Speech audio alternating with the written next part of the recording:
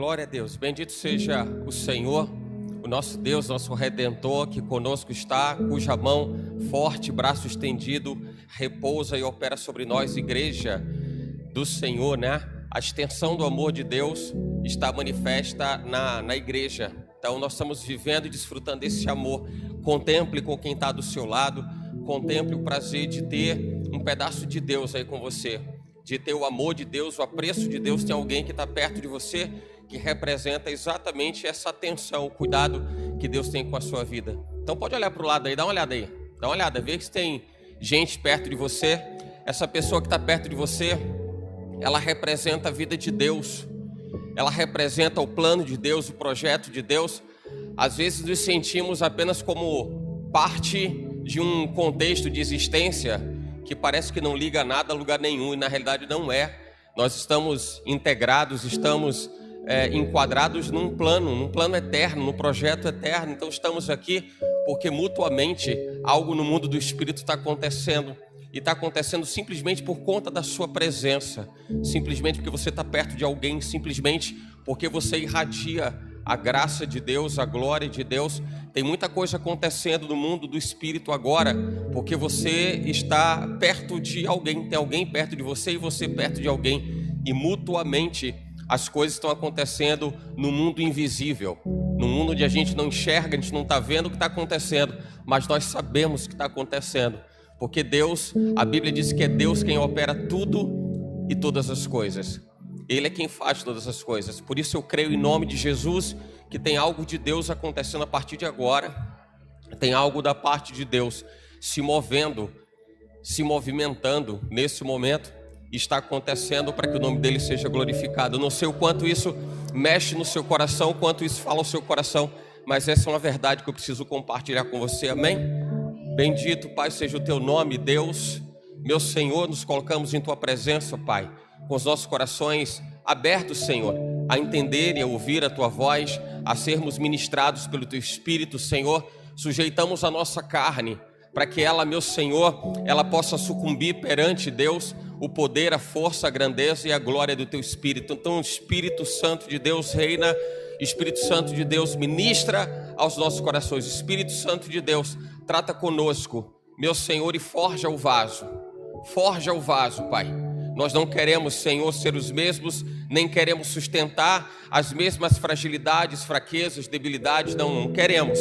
Nós queremos, Senhor, ser tratados, ó Deus, segundo as tuas mãos, as mãos do oleiro, que cuida como ninguém, sabe cuidar como ninguém do vaso, e da forma que bem apraz as mãos daquele que molda, que modela, que faz o vaso. Assim somos nós em tuas mãos, Senhor, em nome de Jesus.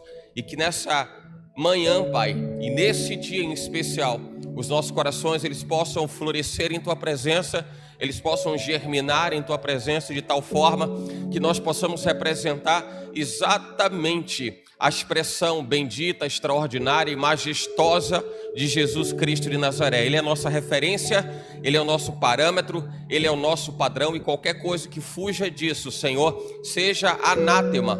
Qualquer coisa que fuja disso, Senhor, ó Deus, estamos, Pai, completamente distanciados e desejamos viver distanciados dessas coisas, para que somente, Deus, o teu poder, meu Senhor, seja manifeste sobre nós e opere sobre nós e possa reger a nossa alma, o nosso coração, para a glória do teu nome. Assim, querido Deus, nós oramos agradecidos ao Senhor, muito gratos, Pai, ao Senhor, porque estamos computando mais um dia, meu Senhor, dentro da missão que o Senhor nos entregou.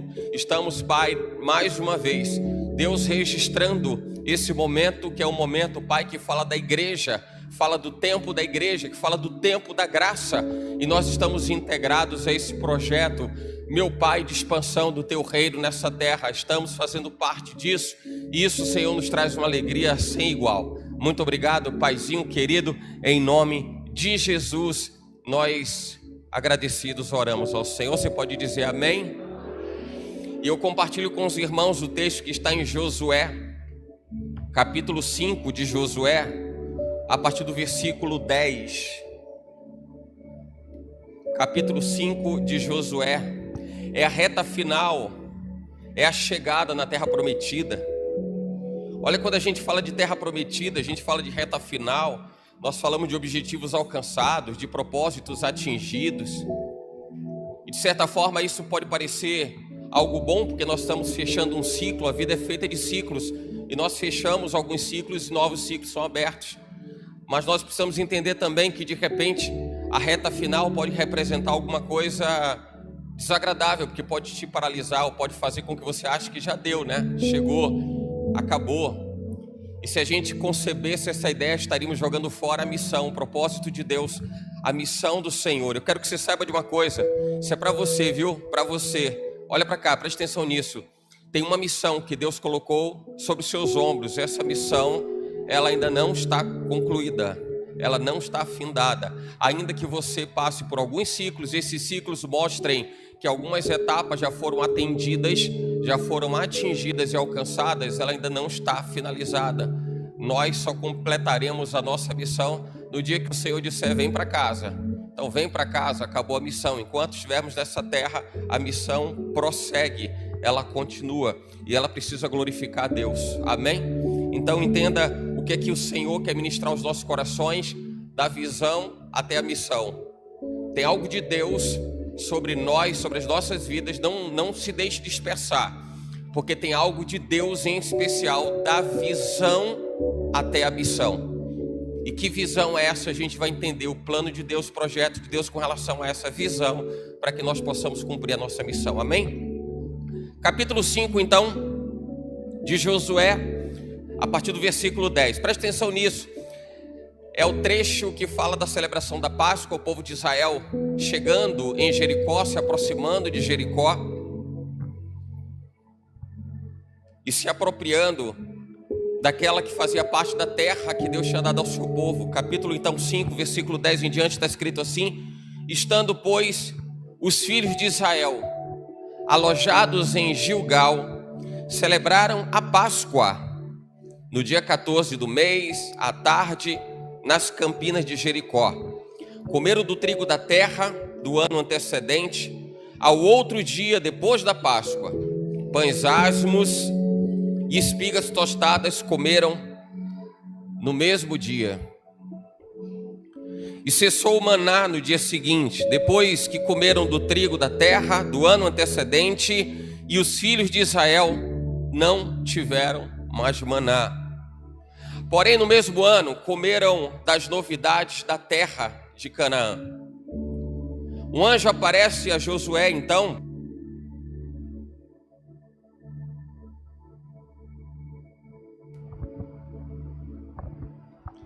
O anjo aparece a Josué.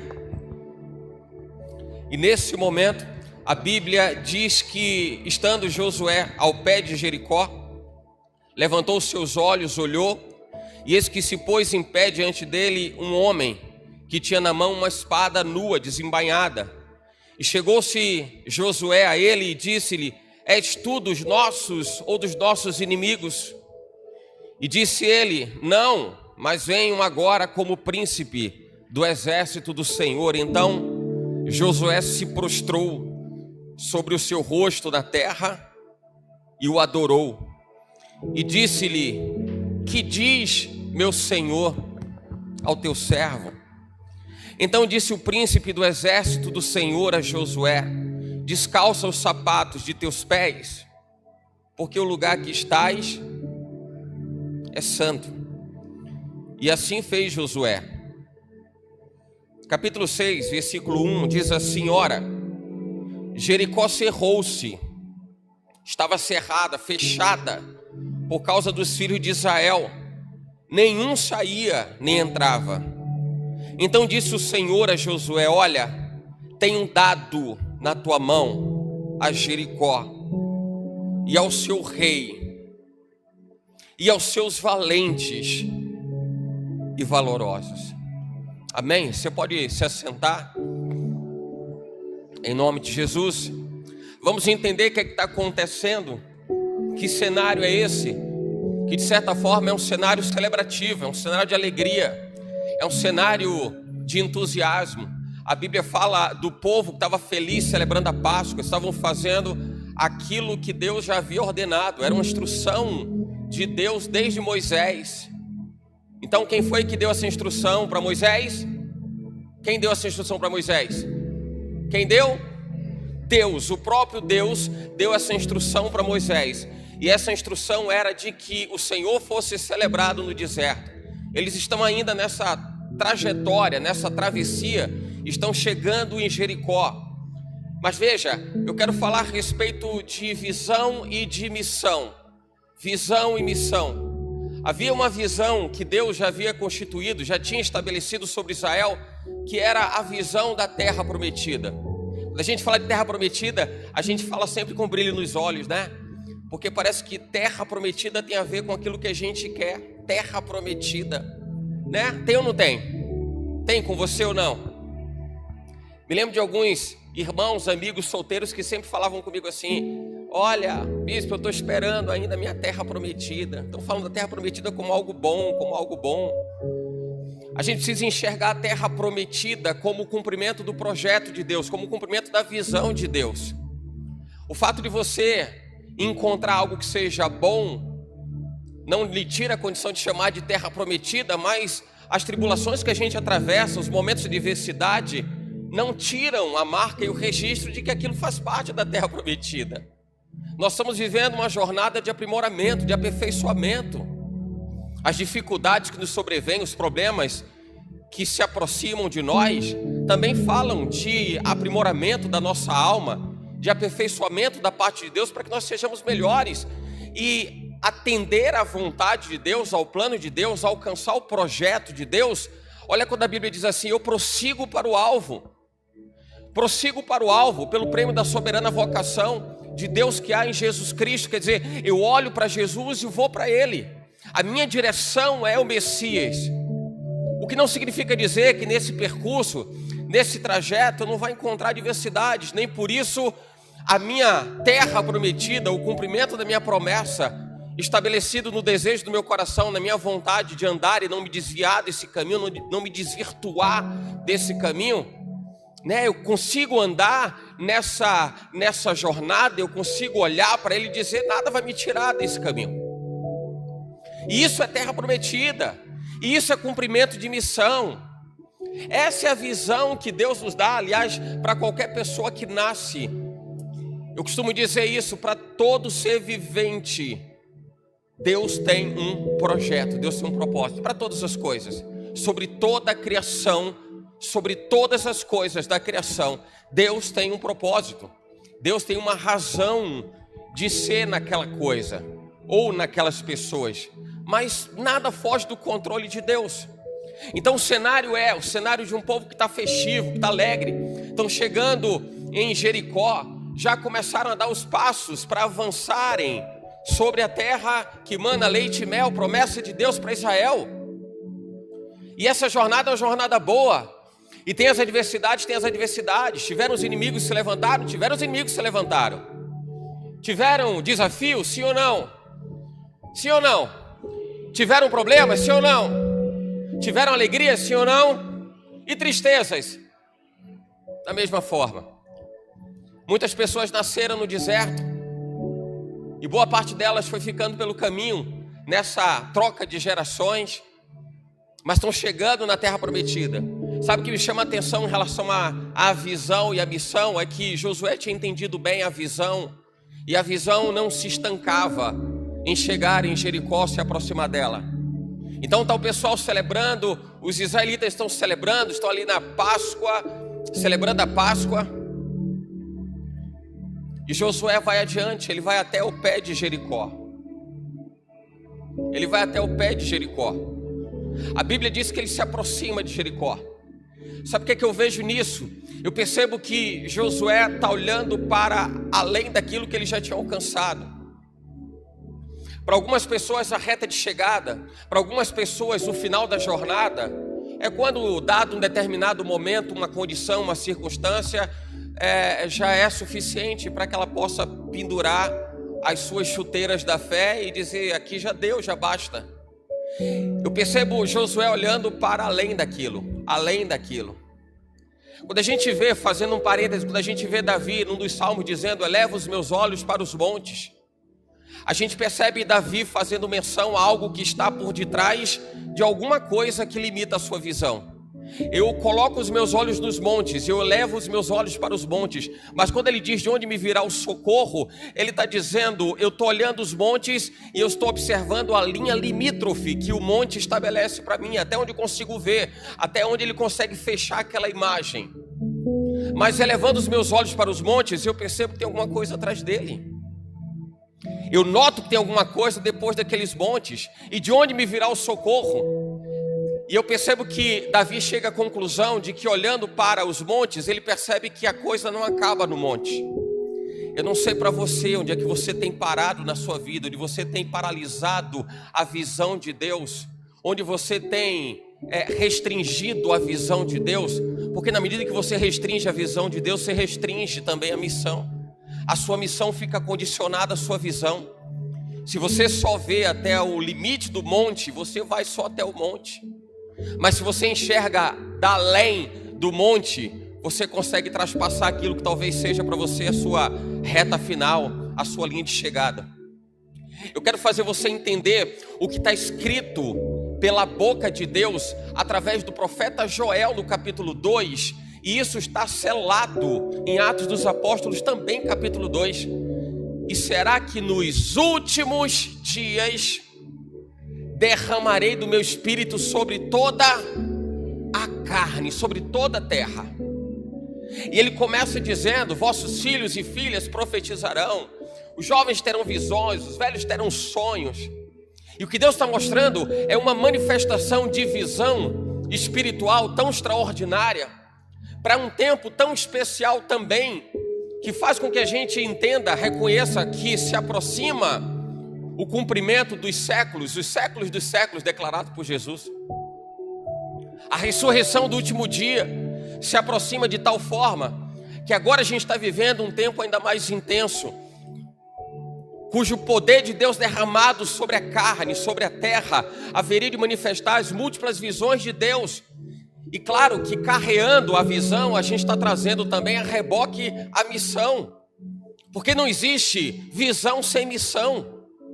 Não existe visão sem missão. A gente está conectando semente, semeadura, colheita. Visão e missão é exatamente semeadura e colheita. A gente está conectando propósito e destino. A gente está ligando duas coisas, precisam estar ligadas. É um binômio que precisa funcionar, não tem como ser um funcionamento unilateral. Não tem visão sem missão e missão sem visão. E Deus traz a visão dele sobre a carne, sobre a terra, em especial nesses que são os tempos que sabemos que abreviam a volta do Senhor. Então eu quero dizer para você, abra o seu coração para receber as múltiplas visões de Deus, e através de você, as visões de Deus estão sendo manifestas sobre a terra. É através da sua vida. Mas sabe o que acontece muitas vezes? Olhamos para dentro de nós. Olhamos para dentro de nós. E quando olhamos para dentro de nós, achamos que somos somente mais um. Eu sou mais um na igreja. Eu sou mais um na terra. Eu sou mais um no trabalho. Eu sou mais um na família. Estar ou não estar não faz diferença. Participar ou não participar não faz diferença. Me envolver ou não me envolver, tanto faz. Estar perto ou estar distante não muda nada. Quando na realidade a gente começa a perceber que todos os nomes proeminentes na Bíblia que se destacaram foram homens e foram mulheres que abriram seus corações para dizerem: Senhor, manda a visão, porque eu estou pronto, eu estou pronta para cumprir a missão. Manda a visão, porque eu estou preparado, estou preparada para cumprir a missão. E não há maior missão a ser realizada, cumprida nessa terra, nesse tempo, nesse recorte da história, da qual fazemos parte, do que aquilo que Deus instituiu sobre a sua vida, para você ser e para você fazer. Talvez você esteja achando que já chegou na sua terra prometida, Jericó para você é o limite. E eu vejo que Josué está vendo além daquilo, a ponto dele se aproximar de Jericó. Ele vai até Jericó. Eu não sei se você entendeu, mas olha o que é que acontece. Eles estão vindo de sucessivas batalhas, conquistas, E agora eles estão perto, estão próximos, depois daquela jornada tão desgastante, tão puxada, tão exaustiva. Eles estão chegando em Jericó. Mas aquela área que eles já tinham acessado já era a terra prometida, já era Canaã. Mas eles começaram a se conformar com aquilo, não pelo fato de eles estarem celebrando a Páscoa, afinal de contas era algo instituído pelo próprio Deus, eles estavam celebrando a Páscoa. E não diferentemente, o coração de Josué entendia, compreendia o que era a celebração da Páscoa. Mas chega um momento que Josué ele entende que ele não pode parar, e ele vai adiante, ele se aproxima um pouco mais de Jericó, e num lugar separado, e num lugar secreto, e num lugar escondido. A Bíblia não entra nesse detalhe, mas o coração dele, entendo que o coração dele está aberto diante de Deus. E a Bíblia fala que ele olha para Jericó. Era um tempo que Israel celebrava, não era somente a Páscoa. Aquele momento, nós lemos, o texto diz que já tinha cessado o maná. Deus estava mandando maná até o momento que eles entraram em terra produtiva. Então está na hora agora de vocês cultivarem. O senso de propriedade, o senso de pertencimento da terra para aquelas pessoas era algo tão extraordinário que eles já estavam entendendo que já tinham alcançado tudo que precisavam alcançar. Deus já mostrou sinal, não precisa mais agora mandar maná do céu, precisa mandar mais comida do céu. Enquanto era deserto, não tinha como cultivar, a gente estava caminhando, não tinha como plantar nada, mas agora a gente tem terra. Chegamos na terra, alcançamos a terra. Então agora dá para plantar. Josué entende que não. E ele se aproxima um pouco mais, vai para um lugar reservado. E naquele momento se apresenta a ele um homem, a figura de um anjo, um homem. E está com uma espada na mão e ele pergunta logo: quem é você? Imagino que Josué está pronto. Ele está dizendo: quem é você? É dos nossos? Se é dos nossos, vem. Se é inimigo, vai cair na lapiada. E aí o anjo diz assim: olha, eu venho para trazer um recado da parte de Deus. Prontamente ele se ajoelha, se dobra, vai adorar e tal. E o anjo diz: olha, descalça os seus pés, porque o lugar onde você está é terra santa. E tem uma questão importante nisso, porque talvez a gente possa imaginar que era pelo fato de ser ali a terra de Canaã, proximidade de Jericó, a terra era santa por isso, consagrada, separada. Não era isso. Não, descalce os seus pés, porque descalçar os pés fala de submissão, fala de reverência. Deus está falando com você. Em Ezequiel, quando diz: põe-te de pé, filho do homem, para que eu fale contigo, reverência. Sabe o que isso fala muito ao meu coração? É a respeito do lugar que Deus escolhe para falar com você. Se Deus escolher um lugar para falar com você, trate aquele lugar como um lugar diferente, trate aquele lugar como um lugar santo. Sabe quando a gente entra na igreja, a gente entra no templo, às vezes a gente quer colocar a conversa em dia dentro do templo. Às vezes a gente está querendo discutir sobre assuntos os mais diversos, quer falar de futebol, quer falar de política, dentro do templo. É o lugar que Deus fala com a gente. Para pensar nisso. É dentro do templo que as pessoas estão preocupadas, o que é que vão fazer, não vão fazer, vai fazer, não vai fazer, tem que resolver, não vai resolver. Dentro do lugar que Deus quer falar com você. O que você está fazendo é dizendo assim: Deus, eu tiro você do circuito e deixa eu viver meus próprios problemas, e eu crio a minha própria ambiência e eu te excluo do processo. Se esse é o lugar que Deus fala com você, faça todo o esforço para entender que esse lugar é santo, não é idolatrar o lugar. Não estou falando de idolatrar o lugar, estou dizendo de você entender quem fala com você nesse lugar. Você não está idolatrando o lugar, você está idolatrando quem precisa ser idolatrado, o próprio Deus. E você está permitindo que Ele fale ao seu coração, que Ele fale com você. Essa é uma questão muito diretamente ligada aos nossos tesouros de vida. Onde estiver, lembra de Jesus falando lá, capítulo 6 de Mateus: onde estiver o vosso tesouro, ali estará o vosso coração. E eu sempre faço a via contrária também: onde estiver o seu coração, ali vai estar o seu tesouro. É o mesmo texto que Jesus diz assim: não ajunteis tesouros na terra. E as pessoas, mesmo que involuntariamente, estão ajuntando tesouros na terra, porque estão mais preocupadas com as coisas da terra. Eu percebo que Josué, naquele momento, ele está olhando que as pessoas estão fazendo o que deveriam fazer enquanto celebração da Páscoa, mas eles começaram a se apegar à terra, começaram a olhar para aquilo que a terra poderia produzir. Já temos terra produtiva. Parece que chegar na terra prometida era mais importante do que eles estarem na jornada de intimidade, de busca do próprio Deus. Imagina se para você vier um questionário, uma única pergunta com 2 respostas: o que vale para você, ganhar o mundo inteiro ou perder a sua alma? O que vale para você? Ou melhor dizendo, nessa redistribuição seria ganhar o mundo inteiro e perder a sua alma, ou não ganhar nada dessa vida, mas estar com seu coração na presença do Pai. Tem muita gente feliz porque está alcançando as coisas, e tem muita gente que costuma até apresentar algum tipo de reconhecimento de Deus porque as coisas vão bem. Aliás, tem pessoas para tudo. A grande realidade é essa, tem pessoas para tudo. Tem gente que muito feliz, muito realizada na vida, talvez entenda que não precisa mais de Deus. Talvez tenha até gente que, sem ter grandes realizações, ou está passando os maiores perrengues da vida, talvez também nem dê conta mais de se envolver com Deus. Talvez algumas se lembrem porque enxergam ou entendem que Deus pode ser o seu supridor das suas necessidades, e o seu relacionamento com Deus é apenas esse.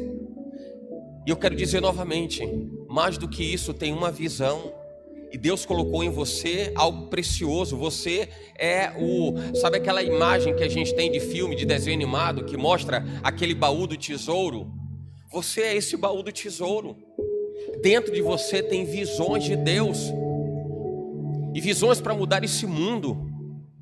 O problema é que nós somos doutrinados tanto a olharmos que não somos coisa nenhuma, num mundo supostamente democrático, onde ninguém tem voz, num mundo supostamente de respeito, onde cada um faz o que quer. Nós somos doutrinados a curvar a cabeça e aceitar as coisas como elas são, porque qualquer coisa que você vai falar vai gerar um desconforto para alguém. Daí eu gosto muito de ler as histórias que dizem respeito a João Batista, porque falar na lata talvez demonstre um pouco mais do que é o seu caráter, dizer o que realmente prevalece dentro de você. E muitas vezes nós estamos pisando em ovos, cheio de receios para aquilo que a gente vai dizer, que a gente vai falar, que a gente vai viver, porque isso pode ser interpretado de maneira equivocada. Eu prefiro entender que Jesus, ele diz assim: aquele que não é comigo é contra mim. Então não tem meias palavras, não tem subterfúgios, não tem atalhos. Jesus é o caminho, ele não é atalho, ele é caminho. E ele não diz que ele é um caminho, ele é uma oportunidade, ele é uma alternativa, ele diz que ele é o caminho.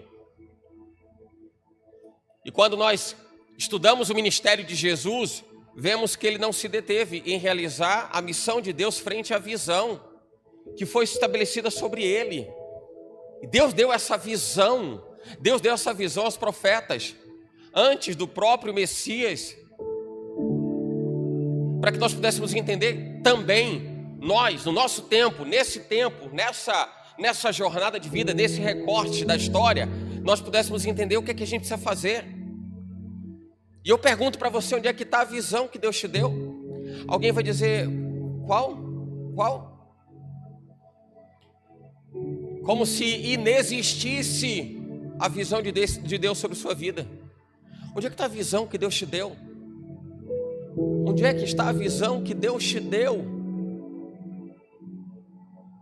Onde é que está a dracma perdida?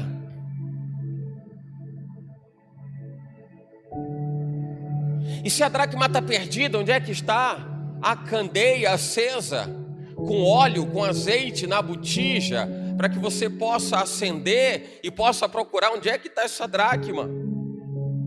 Onde é que está aquilo que se perdeu? E eu repito, a missão está diretamente relacionada à visão. E Deus tem uma visão dada à sua vida. E é uma visão que coopera com o plano eterno de Deus nessa terra. É mais ou menos assim para você entender de uma forma prática. Imagina quando você monta um time de futebol, você quer montar um super time de futebol. Você quer ter um bom goleiro, quer ou não? Você quer ter um bom atacante, ótimos atacantes, quer ou não? Defensores, meios de campo, você quer montar o time todo com os melhores. O que acontece quando alguém é expulso do time? Sobrecarrega quem está. Agora 2 são expulsos, 3 são expulsos, um está lesionado. O que está acontecendo? A missão, ela está comprometida. A missão, ela está comprometida. Não comprometa a missão que Deus estabeleceu sobre a sua vida, através da visão que Ele pôs no seu coração. Volta lá, vamos lá. Está lá Josué vê o anjo do Senhor, o anjo diz assim: tem um recado de Deus para você. Qual o recado de Deus? Enquanto os israelitas estão lá comemorando, celebrando, e aquilo era lícito, não estava errado, eles estavam celebrando a Páscoa. Mas no meio de tanta gente, quantas pessoas estavam dizendo: aqui já está tudo certo, já estou onde eu quero, já cheguei onde eu queria. Mas não é onde nós queremos, porque nunca foi sobre nós. Não é onde nós queremos. Senão vou viver o meu próprio propósito, senão vou viver a minha própria realização. E quando eu determino o que é que eu quero viver, até onde eu quero ir, eu estou dizendo a Deus que se dane os projetos eternos do Pai. E além disso, eu estou dizendo que o meu coração acaba sendo tão egoísta que eu só tenho olhos para mim mesmo. Eu não consigo me entender como um agente transformador de vidas no lugar onde eu estou, na comunidade da qual faço parte, no contexto de existência do mundo onde eu estou integrado. Porque afinal de contas, eu vou viver a minha vida. E cada um que se vire, afinal de contas, é assim que nós somos doutrinados. Isso contraria completamente o propósito e a missão de Deus sobre a vida de Jesus Cristo, cuja visão era ir para a cruz para morrer para um monte de gente que no futuro daria as costas para Ele. Por isso que ninguém tem razão. Quando a gente olha para a cruz, a razão do homem se desfaz. Porque quando nós queremos encontrar algo que possa ser compreensível para alguém ir para a cruz, sendo Deus, e a Bíblia diz que Ele não teve por usurpação ser igual a Deus, mesmo sendo Deus. Mas Ele abriu mão da sua deidade e, tomando a forma de servo, humilhou-se a si mesmo e se permitiu ser humilhado, para que naquela cruz, com seus braços abertos, Ele pudesse abraçar um mundo que daria as costas para Ele, mesmo Jesus tendo sido Filho de Deus, o unigênito do Pai. A proposta do amor do Senhor, dado aos homens para que o homem, crendo nele, não perecesse. Mas parece que somos senhores da nossa vida, né? Parece que nós somos senhores da nossa própria vida. A gente quer dizer até onde a gente vai, o que a gente faz, o que a gente não faz.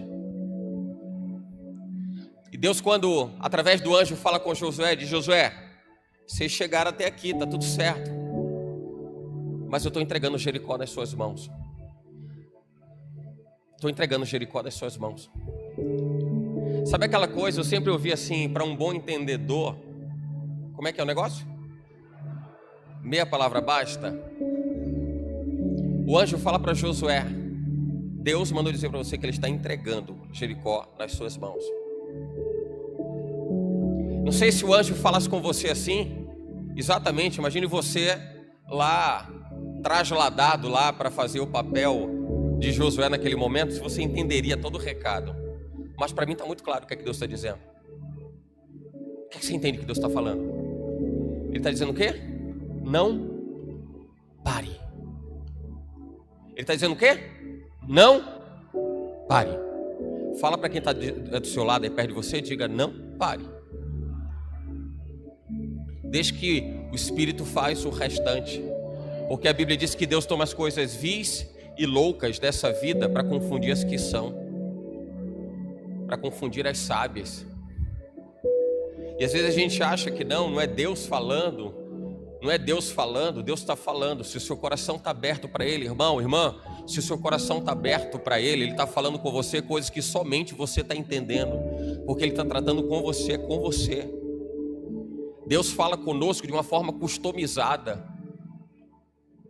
A mensagem pode parecer genérica, pode parecer abrangente, mas Deus fala com cada um, na medida que cada um recebe. Deus está falando como se estivesse ministrando somente para você, somente para você. Para depois você dizer assim, parece que se sabia de tudo que estava vivendo. Deus estava falando para mim, era só para mim. É porque você abriu o seu coração. É porque você entendeu o recado. Você entendeu a proposta de Deus. E é isso que nos mantém firmes e vivos nessa terra. É a visão, e isso faz parte da manutenção da visão. Significa dizer que você continua sendo um jardim florido, um jardim frutífero, uma horta frutífera. Você está gerando frutos. Você está gerando frutos. Porque pelos frutos se conhece a árvore. Josué, não para. Josué, não para. Fala para o Josué que está perto de você e diga, não para. Diz aí, não para. Não sei o que seria para você o final da jornada, o que seria para você parar pelo caminho, até porque a visão que Josué e os homens do exército tinham de Jericó era de uma cidade fortificada, né? De uma cidade fortalecida. Então você chega em um determinado lugar e diz assim, olha, Deus me deu essa terra, mas tem ali uma cidade fortaleza, uma cidade fortificada. Bom, se tem uma cidade fortificada e Deus me deu essa terra, bom, vamos respeitar ali, né? Então deixa lá com eles, isso aqui é meu. E aí eu paro por aqui. E aí eu abro mão da visão e largo a missão pelo caminho. O que você enxerga como sendo as muralhas de Jericó para a sua vida, irmão? Hein, irmã? Quais são as muralhas de Jericó na sua vida? Porque basta a gente ver algum empecilho, algum obstáculo, e nós temos as justificativas mais perfeitas para a gente justificar a nossa paralisia. Você já parou para avaliar, analisar você mesmo, você mesma, quando você traz uma justificativa que ela é quase perfeita? Quase perfeita. Quase você faz Deus acreditar nela, de tão convincente que ela é. Mas no final de tudo você sabe que aquilo não é verdade. Sabe quando você diz assim, olha Deus, eu não tenho como te servir, eu não tenho como ajudar, eu não tenho como estar presente, eu não tenho como estender a minha mão, eu não tenho como cooperar, eu não tenho como participar, enfim, seja para qualquer coisa que possa redundar na expansão do reino de Deus na terra. Quantas são as justificativas que damos a nós mesmos e acreditamos que aquilo tudo é extremamente convincente. Eu repito, é tão convincente para nós que a gente acha que aquilo foi convincente para Deus. Só tem um detalhe que não ficou combinado, talvez, é que Deus está olhando para dentro do coração. E a gente pode florear aquilo que sai pela boca. A gente pode florear aquele negócio que sai pela boca. E a Bíblia diz que o que contamina não é o que sai da boca do homem. É ou não? Não é o que entra, mas é o que contamina. Não é aquilo que entra pela boca do homem, é o que sai. E as pessoas estão jogando para fora um monte de coisa contaminada. Estão vomitando um monte de coisa contaminada. Você pode tentar florear, você pode tentar ornamentar, você pode tentar ilustrar, cobertar. Mas o que é contaminado, irmão. Não tem jeito. O que é impróprio, não tem jeito. Para muita gente, naquele momento, era a linha de chegada. Já chegamos onde a gente precisava chegar. É a terra prometida. bastou o anjo dizer para Josué: Josué, você tem da parte de Deus a garantia de que Jericó vai ser dada nas tuas mãos. Você está pronto? Mas tem muralha. A Bíblia fala que por conta dos filhos de Israel, nada entrava, nada saía de Jericó. Nada entrava e nada saía de Jericó.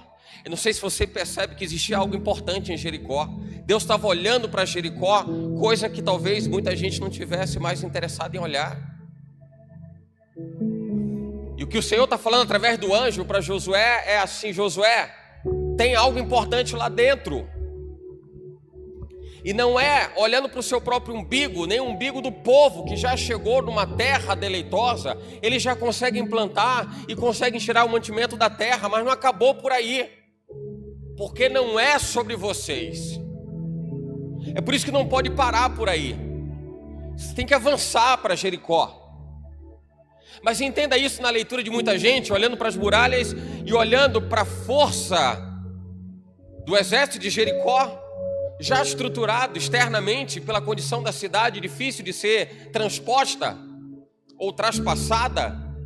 E agora imagina que Deus está dizendo: Josué, não acabou ainda, vai. Está nas suas mãos, Josué.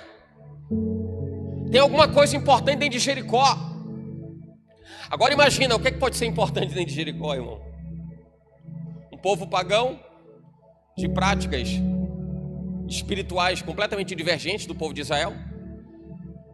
Quando acaba, a Bíblia faz menção de uma mulher prostituta que foi salva lá dentro com sua família. Uma meretriz. Como é que pode ter alguma coisa boa lá dentro? Por que Deus está tão interessado lá dentro?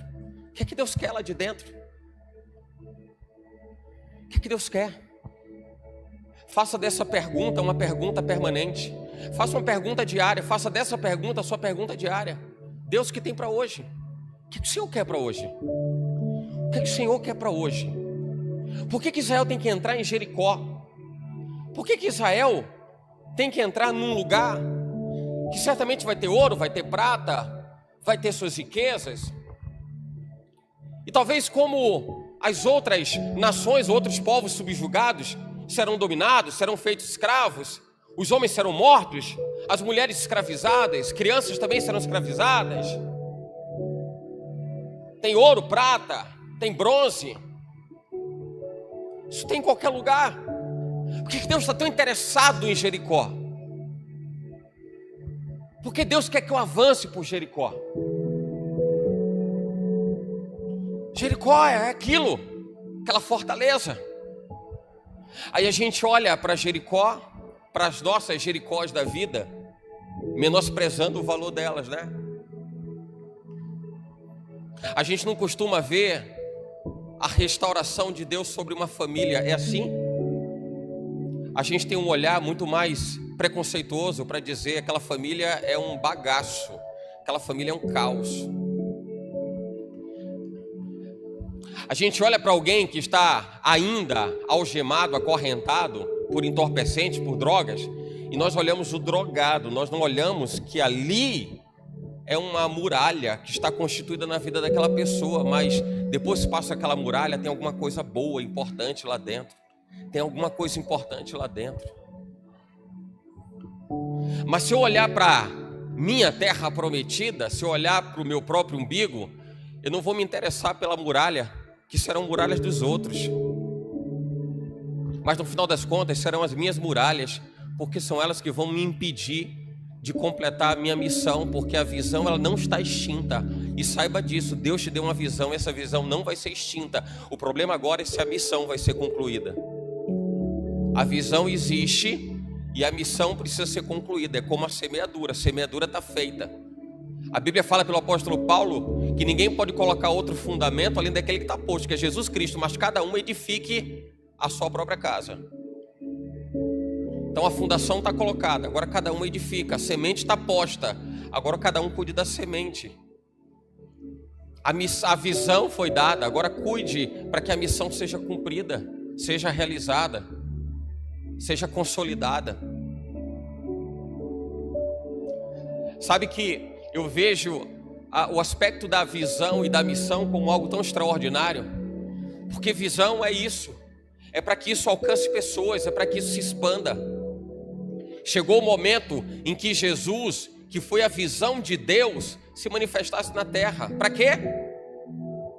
Diga, para que todo mundo, para que todo mundo pudesse conhecer o amor de Deus. A visão de Deus que foi dada a profetas lá atrás, se cumpriu em Jesus Cristo. A missão se cumpriu. A visão foi dada e a missão se cumpriu. A visão foi dada, e a missão se cumpriu. Você carrega uma visão, irmã. Tem uma missão que ela não está findada, não está finalizada. É o plano de Deus, é o projeto eterno de Deus, que não vai dizer nem respeito a você mesmo, a você mesma, mas que vai fazer menção ao projeto coletivo de Deus, expansivo de Deus. E aí Jesus, como a revelação da visão de Deus, foi conhecida diante dos homens, em seu tempo e em todas as gerações posteriores a ele. E antes mesmo dele, pelas visões dadas aos profetas, ali estava consumado, tinha uma visão. Aí eu vejo o apóstolo Paulo, lembra do apóstolo Paulo? Aí veja o que acontece com o apóstolo Paulo, dentro do seu altar, dentro do seu palanque de sabedoria, de entendimento, de respeito que ele tinha diante das pessoas. Ele está indo para Damasco. Quando ele está indo para Damasco, o que acontece? O que ele vê? Presta atenção nisso, isso aqui é muito interessante. O que ele vê? Ele vê Jesus. E o que acontece quando ele vê Jesus? Ele fica cego. Como é que ele vê Jesus? Fica cego. Como é que ele vê Jesus? Fica cego. É porque na hora que ele vê Jesus, a visão dele, Paulo, quem ele era, o homem de respeito, o homem temido, o homem cuja igreja definhava na mão, agora é um homem que não consegue mais sustentar sequer a sua capacidade de enxergar o que está um palmo do seu nariz. É um homem inoperante, é um homem sem função, não faz mais nada. E agora ele precisa estar cego para ele mesmo. Ele precisa agora enxergar a nova visão, a visão de Jesus Cristo na vida dele, a ponto de que a cegueira é curada, é revertida, quando a instrução para ele é: vai até a cidade, procura um certo homem chamado Ananias. A história se desenrola, ele volta a ter visão. Mas agora não era só visão física, era uma nova visão. Deus estava restaurando uma visão que já estava estabelecida desde que ele nasceu. Porque está escrito que o Senhor nos amou primeiro, antes da fundação dos tempos. Antes de todas as eras, Deus já havia sonhado conosco. Deus tinha sonhado com Paulo. Ele só estava na rota errada, precisava corrigir a rota. Corrija a sua, irmão. Corrija a sua rota. Entenda a missão de Deus a partir da visão e corrija a rota. E naquele momento Paulo se tornou a expressão da boca de Deus como um evangelista em toda a terra. Por quê? Porque a sua visão tinha sido restaurada e a sua missão estava sendo cumprida. Então vai ali, abre igreja ali, semeia lá uma nova história naquele lugar, vai em outro lugar, semeia uma história nova naquele lugar. Começa a recompor, começa a fazer diferente, porque enquanto você era apenas o Saulo, você fechava a igreja. Na medida que você fechava corações, na medida que você restringia a oportunidade ou a liberdade de culto a Deus, mas agora faz diferente. Recompõe a visão e agora restaura a missão. Agora está diferente. Lembra dos 10 leprosos? Aí um volta para agradecer, não é isso? E aquele que volta para agradecer, Jesus fala o que para ele? Não eram 10, apenas um voltou. E ele orienta, agora volta lá. Se mostra para as pessoas. Revela para as pessoas o que te aconteceu. Mostra para as pessoas o que te aconteceu. Mateus capítulo 8 fala de um outro homem leproso, que vendo Jesus passando, ele vai, se ajoelha e diz: olha, mestre, Se você quiser, me limpe dessa lepra. Jesus disse para ele: eu quero, seja limpo. Porque para alguém se ajoelhar diante do mestre e dizer: se você quiser, você pode me curar. Em outras palavras, está dizendo: eu sei que você tem poder sobre a enfermidade, eu sei que você tem poder para mudar minha vida, eu sei que você pode fazer qualquer coisa, eu sei que tudo está debaixo do comando da tua voz, e eu acredito em todas essas coisas. Aquilo era suficiente para Jesus. Ele disse: eu quero. Tudo que era necessário, que eu precisasse saber, que eu soubesse, eu já sei, você está pronto, então eu quero, seja curado. Agora vai, se apresente ao sacerdote, mostra para ele. Porque você vai cumprir não é somente o rito, não é somente a liturgia do povo de Israel, de se apresentar ao sacerdote e ser reintegrado à comunidade, à sociedade. Não é só isso. É para que você possa mostrar para o sacerdote qual é o caminho que ele tem escolhido viver. É para que o sacerdote possa ver que a rota dele precisa ser corrigida. É para que o sacerdote, tão apegado à lei e às coisas da lei, ele precisa também ter a sua rota restaurada, ressignificada. Vai e mostra. Não é só para você, ex-leproso. Não é só para você, ex-leproso. A mulher adúltera, que Jesus diz: cadê aqueles que te acusavam? Ninguém te apedrejou, mas era um costume da lei. Jesus estava mostrando para aquelas pessoas, através daquela mulher, que havia uma rota para ser restaurada. Havia algo que precisava ser redimensionado. Aquilo foi na frente de um monte de gente. Não foi reservado. Não foi reservado. Bartimeu: Jesus, filho de Davi, tenha compaixão de mim. Jesus está passando por uma estrada, já tinha até passado por ele. A Bíblia fala que as pessoas estão dizendo: cala a boca, ceguinho, cala a boca, ceguinho, cala a boca, ceguinho. Eu imagino o deboche, imagino todo aquele cenário de desprezo para alguém que não valia um denário furado. Mas ele continua gritando isso para Jesus. Jesus está atento a todas as coisas. Jesus está atento a todas as coisas. Ele entende ali, tem alguém que está dizendo: corrija a minha rota, Jesus, corrija a minha rota. Essa cegueira não pode me impedir de cumprir a visão, o plano, o projeto. Corrija a minha rota. Jesus entende aquilo, para a sua caminhada e diz: volta lá, pega ele. Pega, traz aqui. Mas Elcio, traz ele aqui.